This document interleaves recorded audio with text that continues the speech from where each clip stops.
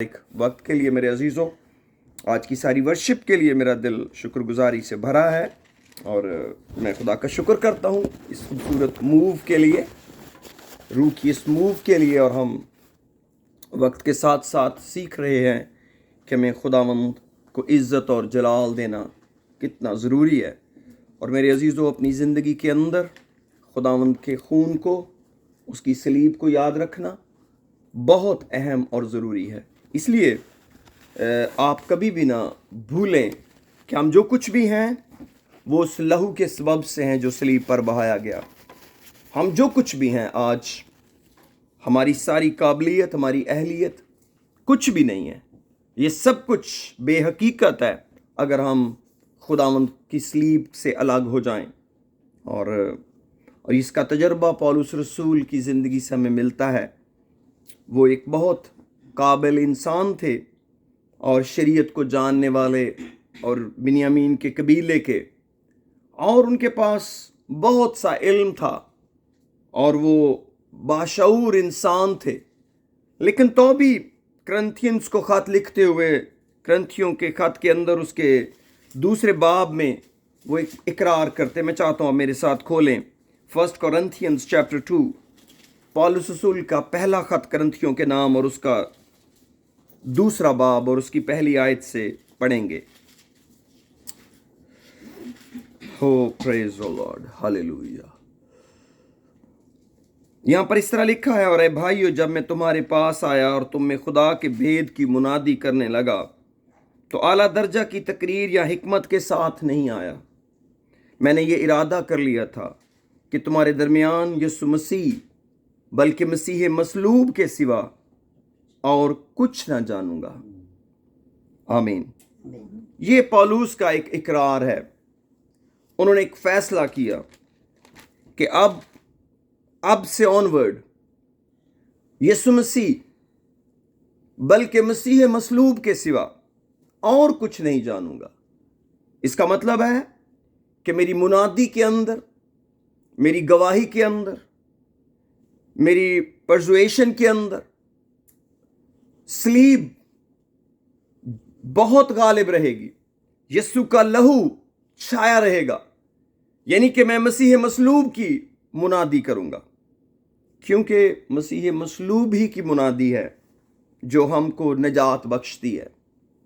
अब मेरे साथ इसी करंथियों के ख़त के 11वें बाब में आइए और कुछ आयतें वहाँ से पढ़ते हैं और उसके बाद हम इस शायरबानी में शरीक होंगे। पौलुस कहते हैं करंथियंस को 11वें बाब की 23वीं आयत में, क्योंकि ये बात मुझे खुदावंद से पहुंची और मैंने तुमको भी पहुंचा दी कि खुदावंद यीशु ने जिस रात वो पकड़वाया गया रोटी ली और शुक्र करके तोड़ी और कहा, ये मेरा बदन है जो तुम्हारे लिए है, मेरी यादगारी के वास्ते यही किया करो।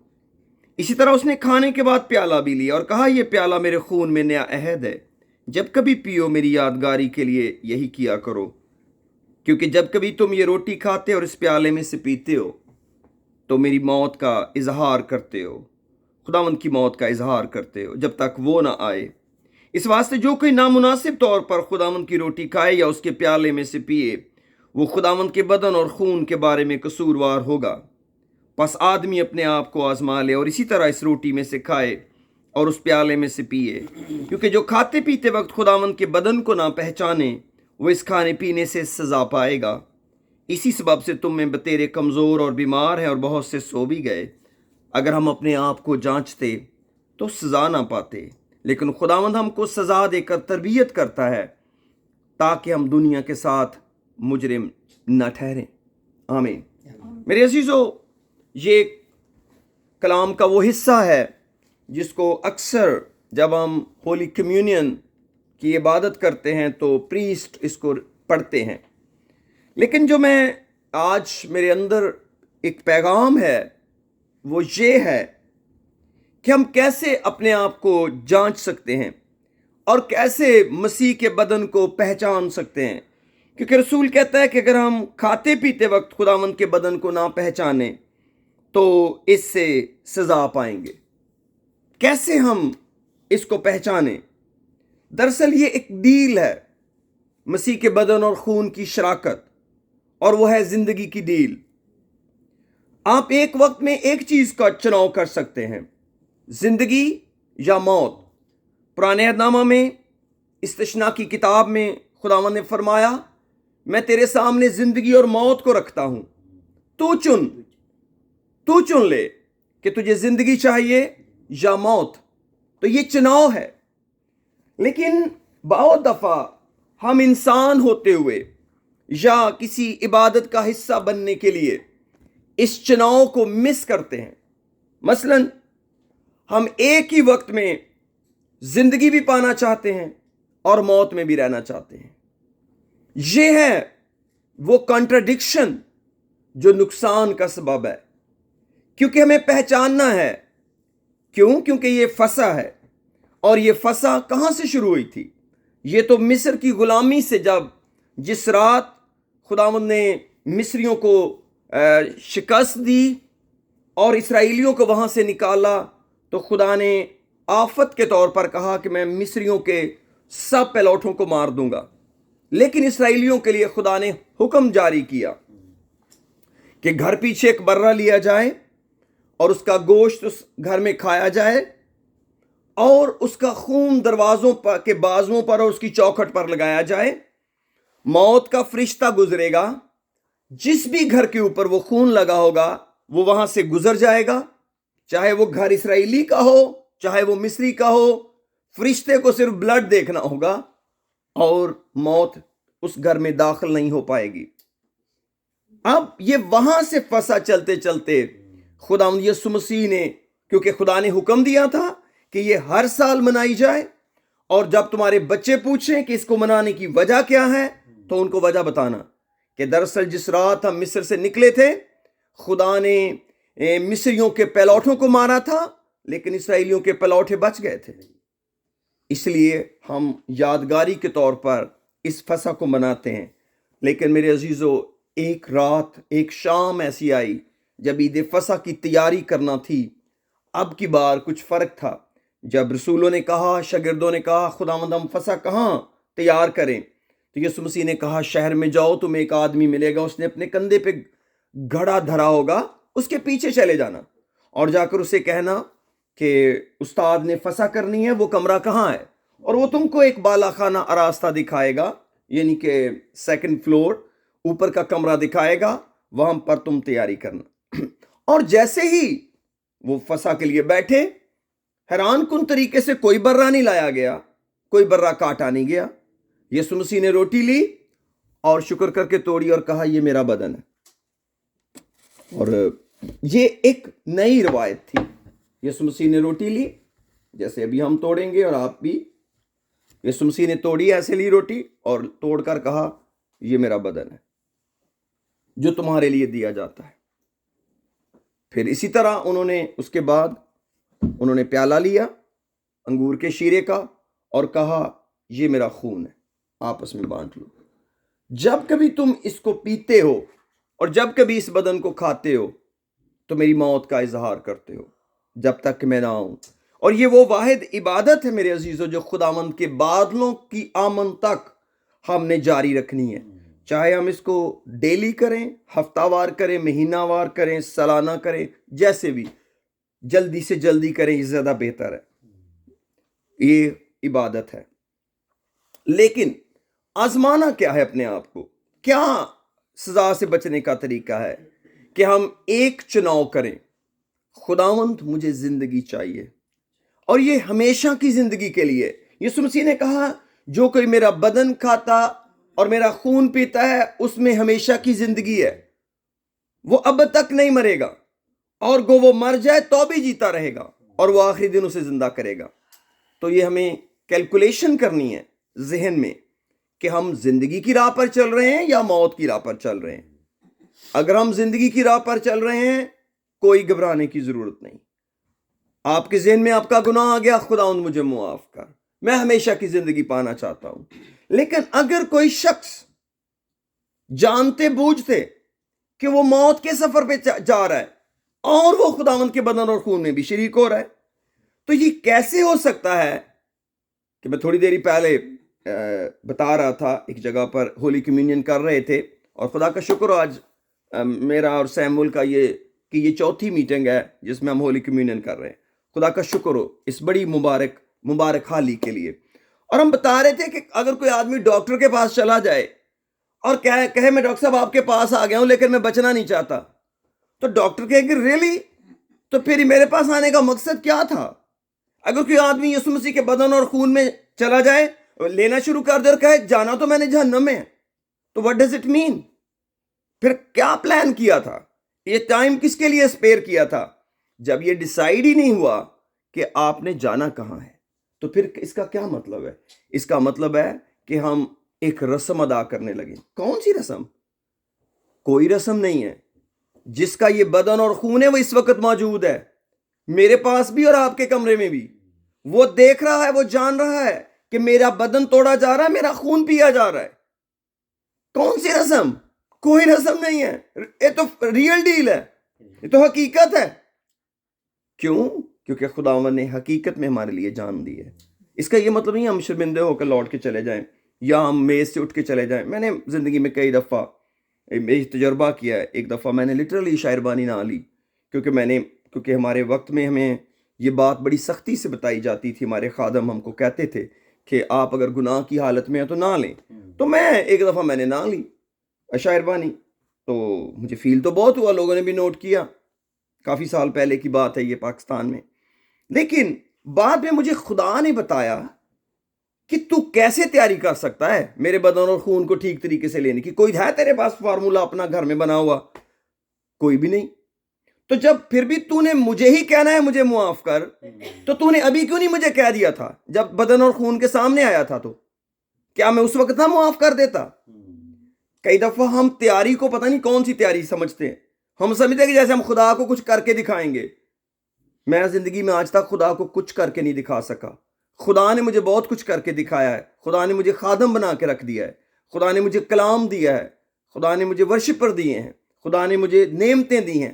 مگر میں تو خدا کو کچھ بھی کر کے نہیں دکھا سکا. میں نے جو کچھ کیا اس کے فضل سے کیا ہے.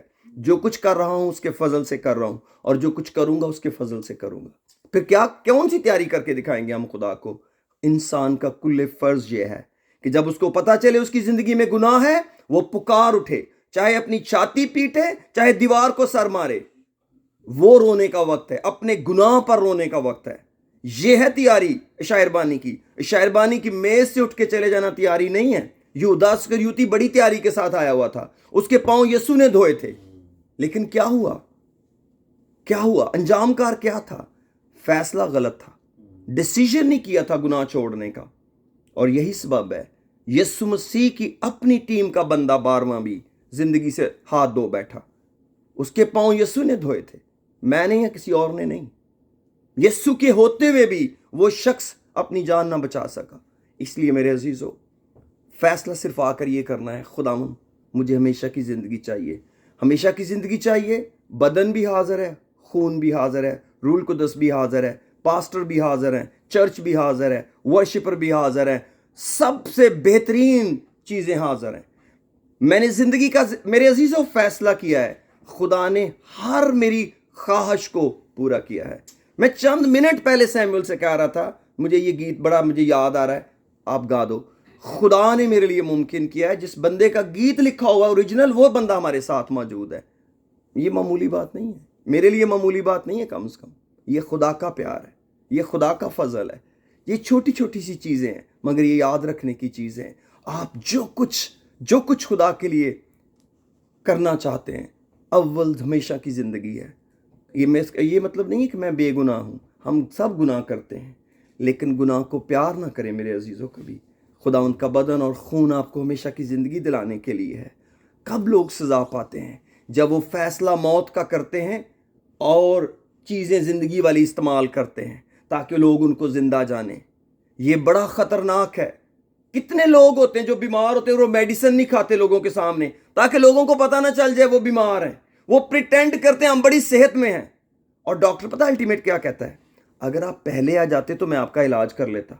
آپ نے بیماری چھپانے میں اتنا وقت ضائع کر دیا کہ زندگی اب جاتی رہی آپ کے پاس سے. میرے عزیزو، یہی لوگ توبہ کی ڈیلے میں کرتے ہیں کئی دفعہ وہ دنیا کو خوش کرنے کے چکروں میں اپنی توبہ ڈیلے کرتے ہیں. میں ایک بات میں نے زندگی میں سیکھی ہے, کبھی 1 منٹ بھی توبہ ڈیلے نہ کریں. آپ کو نہیں پتہ اگلا لمحہ آپ کی زندگی میں کبھی نہیں آئے گا. اس میٹنگ کے شروع سے پہلے مجھے ایک سٹوری یاد آ رہی تھی, اس کے ساتھ میں اینڈ کرتا ہوں آج کے میسج کو. ایک ماں تھی اور اس کے ہاتھ جلے ہوئے تھے, بازو, اور اس کی ایک بیٹی تھی اور اس کو اپنی ماں کے ہاتھ پسند نہیں تھے. جب وہ اسکول میں پیرنٹ ٹیچر میٹنگ ہوتی, میں نے سنا تو وہ اکثر اپنی ماں کو کہتی, ماں اپنے ہاتھ اپنے دوپٹے سے کور کیا کرو. ان دنوں دوپٹوں کا رواج تھا, انڈیا پاکستان کی بات ہے.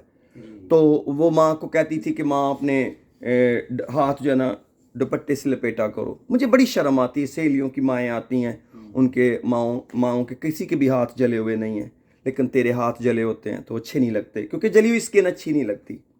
وہ بڑی ہو گئی, جوان ہوئی, تو ایسے ہی ایک دن اس کو فرصت ملی اپنی ماں کے ساتھ باتیں کرنے کی, فارغ ہو گئی ترقی کر کے. تو اس نے ایسے ہی اپنی ماں کو پوچھا, ماں میں کبھی پوچھا نہیں تیرے ہاتھ کیسے جلے تھے, یہ کیا ہوا تھا ہاتھوں کو؟ تو کہتی, ماں نے کہا تو نہیں اس میں سے کیا نکالنا, بس چھوڑو, جو ہو گیا سو ہو گیا. کہتی نہیں ماں, مجھے پتہ ہونا چاہیے میری ماں کے ہاتھ کیوں جلے ہیں. میں تجھے اتنے سال ایک ہی بات کہتی رہی, اپنے ہاتھ ڈھانپ, اپنے ہاتھ ڈھانپ. اس نے کہا پھر اچھا ایسا ہوا تھا کہ ایک دفعہ تو بہت چھوٹی بچی تھی اور ہمارے گھر کو آگ لگ گئی, اور ہم سب باہر نکلے اور پتہ چلا کہ جو ہمارا بیڈ روم ہے وہ جل رہا ہے, اور تو اندر بیڈ کے اوپر تھی, اور آگ اتنی زیادہ تھی, لیکن میں اندر کود گئی اس آگ میں, اور میں نے تجھے اپنے سینے سے لگا لیا اور تجھے چھپا لیا. لیکن تپش اتنی زیادہ تھی کہ میرے ہاتھوں کی باہر کی جلد جل گئی, اور تجھ کو بچاتے ہوئے میں جل گئی. تو وہ زور زور سے رونے لگی, کہنے لگی, ماں مجھے بچانے کے لیے تو نے اپنے ہاتھ جلائے تھے, جن ہاتھوں سے میں آج تک نفرت کرتی رہی, کیا وہ میری وجہ تھی؟ بہت دفعہ اگر ہم یسوع سے پوچھیں, تیرے سر پہ کانٹوں کا تاج کیوں پہنایا گیا, تو بادشاہوں کا بادشاہ تھا, تجھے تو کوئی پکڑ نہیں سکتا, تو 12 تمن فرشتے بلا سکتا تھا, کیوں نہیں بلائے تھے, کیوں نہیں سلیب سے اترا تھا؟ لوگ تیرا مذاق اڑا رہے تھے تیرے نبی ہونے کا, اتنا بڑا نبی ہے, نیچے اتر, دیکھے تو کتنا بڑا نبی ہے, اپنی جان بچا, لوگوں کے درد دور کرنے والے, اب کہاں گیا تیرے معجزے؟ لیکن وہ چپ رہا. کس کے لیے؟ میری اور آپ کی نجات کے لیے. اس نے منہ نہیں کھولا بھیڑ کی طرح, اور وہ ہمارے لیے بلیدان ہوا.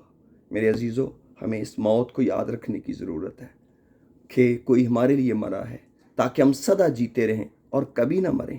اگر آپ زندگی میں سوچتے ہیں کہ آپ کو آسمان کی بادشاہی میں نہیں جانا, میرے عزیز, یہ پیالہ کچھ کرنے والا نہیں آپ کے لیے, یسوع بھی کچھ کرنے کے لیے نہیں آپ کے لیے. وہ کچھ نہیں کر سکتا جب تک انسان نہ کہے مجھے آسمان کی بادشاہی میں جانا ہے. اگر وہ ایک شخص کو دنیا میں, ایرک اس کا نام, وہ جبرن اپنی بادشاہی میں لے کے گیا, خدا کو ہر گنہگار کو لے کے جانا پڑے گا, کیونکہ خدا انصاف کا خدا ہے.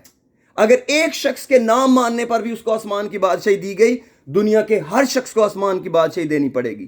اس لیے خدا اپنے قانون نہیں توڑتا, وہ انسان سے ایک ہی بات کہتا ہے, بس توبہ کرو, آسمان کی بادشاہی نزدیک آ گئی ہے. توبہ کرو, آسمان کی بادشاہی نزدیک آ گئی. اگر آسمان کی بادشاہی پہ جانا ہے تو پھر گناہ کو پیار کرنا چھوڑ دیں. اگر گناہ کو پیار کرنا ہے تو پھر یہ کچھ بھی نہیں کرے گا. یہ سنجیدہ ڈیل ہے. بہت دفعہ ہم ہر چیز کو مذہبی بنانے کی کوشش میں لگے رہتے ہیں, لیکن مجھے آج خدا نے کہا, میرے دل میں یہ بات ڈالی تھی کہ یہ جس کا بدن اور خون ہم لے رہے ہیں وہ خود ہمارے بیچ میں موجود ہے. وہ ہمارے دلوں کو جانتا ہے, وہ ہمارے خیالوں کو, ہماری سوچ کو جانتا ہے. گھبرانے کی کوئی بات نہیں. مجھ سے نہیں آپ نے معافی مانگنی کہ میں پتہ نہیں کتنی دیر لگاؤں گا معاف کرنے میں. جو آسمان کا خدا ہے وہ میرے اور آپ کے الفاظ سننے کے لیے تیار ہے. آئیے اپنے سروں کو جھکاتے ہیں اور بڑی محبت سے کہتے ہیں, خدا یہ بدن اور خون میں شریک ہونا مجھے ہمیشہ کی زندگی دلا دے. میں ہمیشہ کی زندگی